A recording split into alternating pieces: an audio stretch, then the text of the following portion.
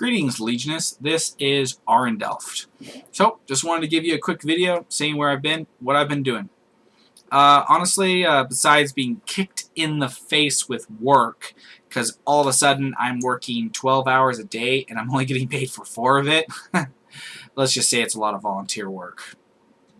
I've been working on a few minor projects here and there. One of the things I've done is I've been working on the Vedros box, the starter sets, not the full starter sets of Orcs versus Space Marines, but a smaller one that you can get for around 40 bucks plus, I think like 45. And it comes with a lot of Marines who don't have helmets. And I've just barely removed the head from the Terminator captain that comes in the pack and replace it with a skull helmet. And I wasn't meaning to make a chaplain with that. I just had a spare skull helmet and I replaced it. And now I realize he looks like a really awesome chaplain in Terminator armor now. And that is just awesome. It really is. I'll have to show you in my next model showcase.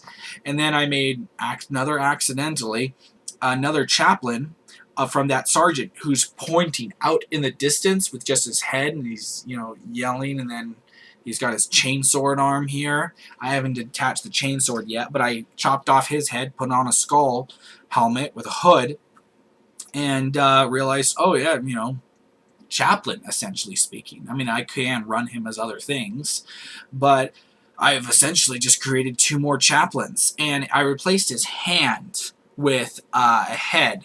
A hand holding instead of a pointing hand, he's holding a head of a Xeno or something like that. And then he's got a holster already down on his hip that came with the original model. So then I can equip whatever pistol I want on him every time I field him. And then all I gotta do is find something to run as the Crozius. And I've already created a Crozius for XL Pudding for his Dark Angels chaplain I just made for him.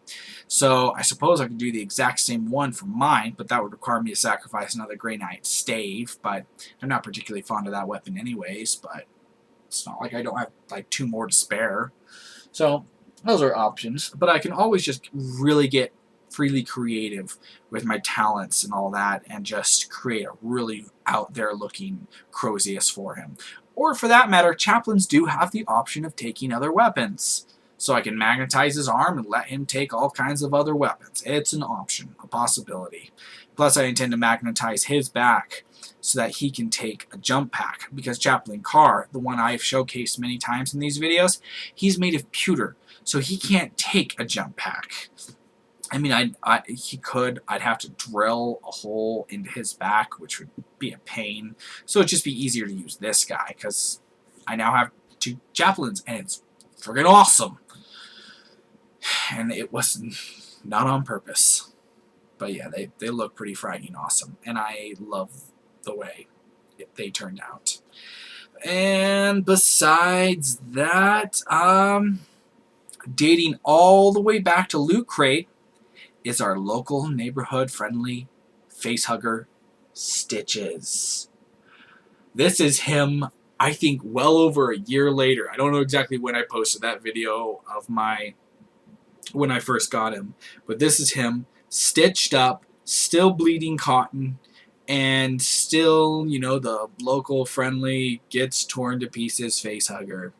Sorry, Xenomorphs, when you come to Earth and you want to mess up our planet, this is what happens.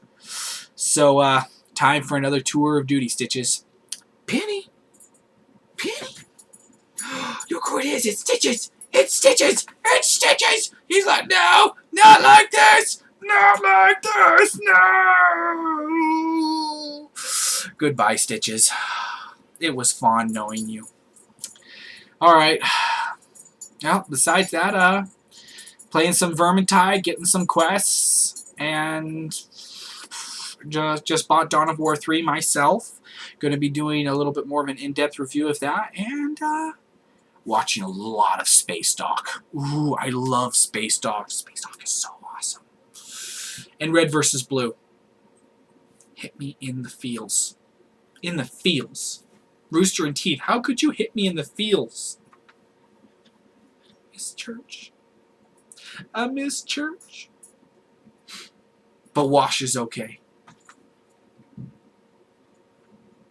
But seriously, red versus blue is awesome. I'd prefer if they weren't constantly cussing all the time and other whatnot, but whatever. It's still got so much humor, yet serious moments in it. That's what I really love about Red vs. Blue, that it's able to so Deadpool-wise tie in humor with serious moments. Because in the middle of a super serious moment, Deadpool can be absolutely hilarious. That's sort of the aspect I get out of Red vs. Blue.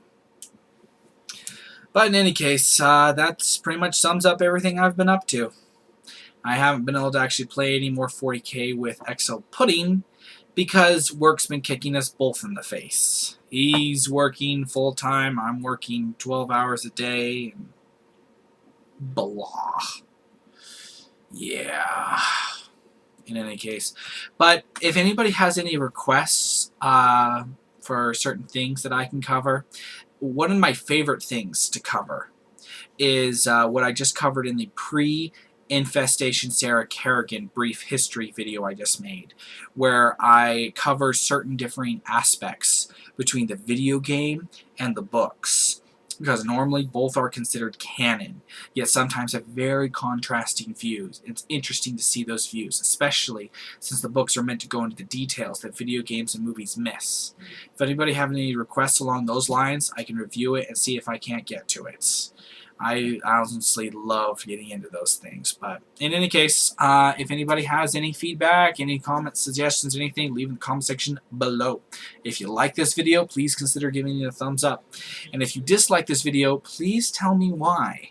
And if you're new to the channel and genuinely enjoy this content, please consider subscribing.